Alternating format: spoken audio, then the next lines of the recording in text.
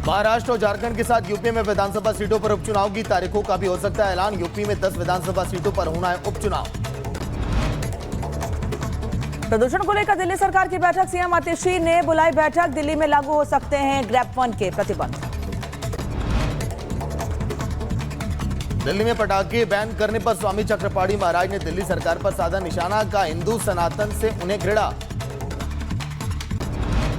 अब चूंकि अब दीपावली आ गया, छठ आ गया, तो इसमें पटाखे नहीं छोड़ सकते। यानी कि हिंदू सनातन से इतना घृणा दिल्ली सरकार को है, अरविंद केजरीवाल जी को है। एपीजे अब्दुल कलाम की जयंती पर पीएम मोदी ने किया ट्वीट। नमन करते हुए लिखा, कलाम के अतुलनीय योगदान को सदैव याद रखा जाएगा। तमिलनाडु में बदला मौसम का मिजाज। कई इलाकों में हुई झमाझम बारिश, लोगों को करना पड़ा परेशानियों का सामना। तमिलनाडु में बारिश की वजह से कई जगहों पर जलभराव की समस्या। सड़कों पर धीमी पड़ी गाड़ियों की रफ्तार, राहगीर परेशान हो।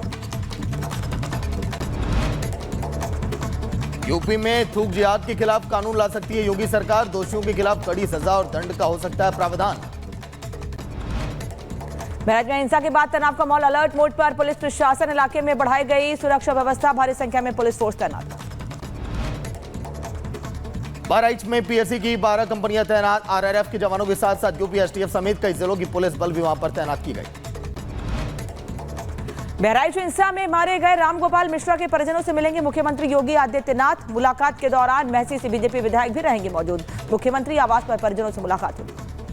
बहराइच में हुई हिंसा के बाद अम्बेडकर नगर में भी अलर्ट। संवेदनशील इलाकों में बड़ी सुरक्षा, संदिग्धों पर रखी जा रही है नजर। केरल के कलाबुर्गी में हिंदू संगठनों ने एक एमबीबीएस छात्र को पीटा। छात्र ने अस्पताल के अंदर पैम्पलेट के जरिए किया था धर्म परिवर्तन का प्रचार। युवक के खिलाफ दर्ज हुआ केस। गुजरात में बड़े ड्रग्स रैकेट का भंडाफोड़। 5,000 करोड़ रुपए की कोकीन बरामद। फावड़ा कंपनी से मिला ड्रग्स का जखीरा। उत्तर प्रदेश के एटा में पुलिसकर्मी ने एक युवती को दिया धोखा। कोर्ट में अरेस्ट कर हुआ फरार। पीड़िता की शिकायत पर मामले की जांच में जुटी पुलिस। रायबरेली के सैलून में पूर्व थाना प्रभारी समेत 23 के खिलाफ एफआईआर। 2 साल पहले एक जमीन के विवाद को लेकर थाने में मां बेटी से छिड़कानी और झूठा आरोप लगाकर अपमानित करने का लगा था आरोप। उत्तर प्रदेश के बांदा में फांसी के फंदे से लटका मिला युवक का शव। जांच के दौरान युवक के गले और चेहरे पर मिले चोट के निशान। आगे की कार्रवाई में जुटी पुलिस। यूपी के उन्नाव में बदमाशों के साथ पुलिस की मुठभेड़। एक बदमाश के पैर में लगी गोली, दूसरा फरार। घायल बदमाश इरफान लूट की घटना का था आरोपी।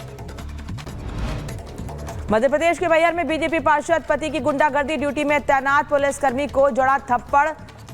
समारोह में नशे में धुत होकर नाच रहा था आरोपी। वीडियो वायरल होने के 24 घंटे के बाद पुलिस ने आरोपी नेता को किया गिरफ्तार। पार्षद पति का पुलिस ने निकाला जुलूस।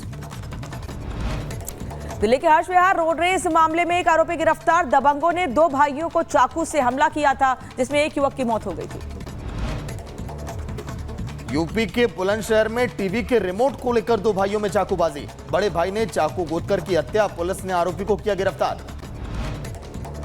गाजियाबाद में बाइक सवार युवक पर जानलेवा हमला। दबंगों ने लाठी डंडों से किया हमला। मारपीट का वीडियो वायरल। यूपी के जौनपुर में पेट्रोल पंप पर लूट की वारदात। बाइक सवार बदमाशों ने पेट्रोल पंप कर्मी से 3.5 लाख रुपए लूटे। फरार। पुलिस कर रही है मामले की जांच। झारखंड के गोड्डा में मेला देखकर लौट रही नाबालिग लड़की के साथ गैंगरेप। पुलिस ने 3 आरोपियों को किया गिरफ्तार। पॉक्सो एक्ट में केस दर्ज। मध्य प्रदेश के ग्वालियर में बस स्टैंड पर खड़ी बस में लगी भीषण आग। दूध उकर जली बसें। ऊंची लपटें देख मची भगदड़।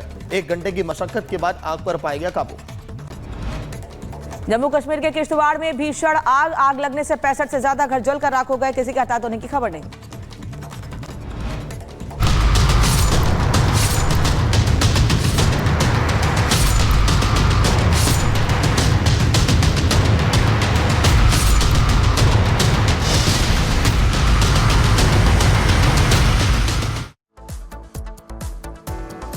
इसी बीच बड़ी खबर आपको बता दें, महाराष्ट्र और झारखंड विधानसभा चुनावों का ऐलान आज होगा, क्योंकि दोपहर 3:30 बजे चुनाव आयोग प्रेस कॉन्फ्रेंस करने वाला है। तारीखों का ऐलान भी संभव माना जा रहा है। चुनाव आयोग की प्रेस कॉन्फ्रेंस है 3:30 बजे, जब तारीखों का ऐलान होगा। आपको बता दें कि प्रेस कॉन्फ्रेंस चुनाव आयोग की होगी दोपहर 3:30 बजे। 288 सीटों वाली महाराष्ट्र विधानसभा का कार्यकाल 26 नवंबर को पूरा हो रहा है और वहीं 81 सीटों वाली झारखंड विधानसभा का कार्यकाल 5 जनवरी को खत्म हो रहा है। ऐसे में दोपहर में 3:30 बजे चुनावों की तारीखों का ऐलान चुनाव आयोग की तरफ से किया जा सकता है। प्रेस कॉन्फ्रेंस चुनाव आयोग की होनी है।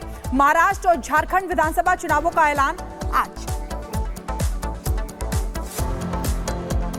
और आज दोपहर 3:30 बजे महाराष्ट्र और झारखंड के लिए चुनाव की तारीखों का ऐलान हो जाएगा और इसी के साथ दोनों राज्यों में आचार संहिता लागू हो जाएगी। इसका इंतजार झारखंड महाराष्ट्र के नेताओं को है कि आखिर कब झारखंड और महाराष्ट्र में चुनाव।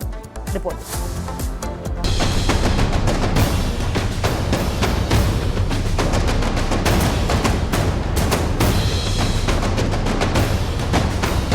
हरियाणा और जम्मू कश्मीर के बाद अब महाराष्ट्र और झारखंड में होने वाले विधानसभा चुनावों पर सबकी नजरें टिकी हैं।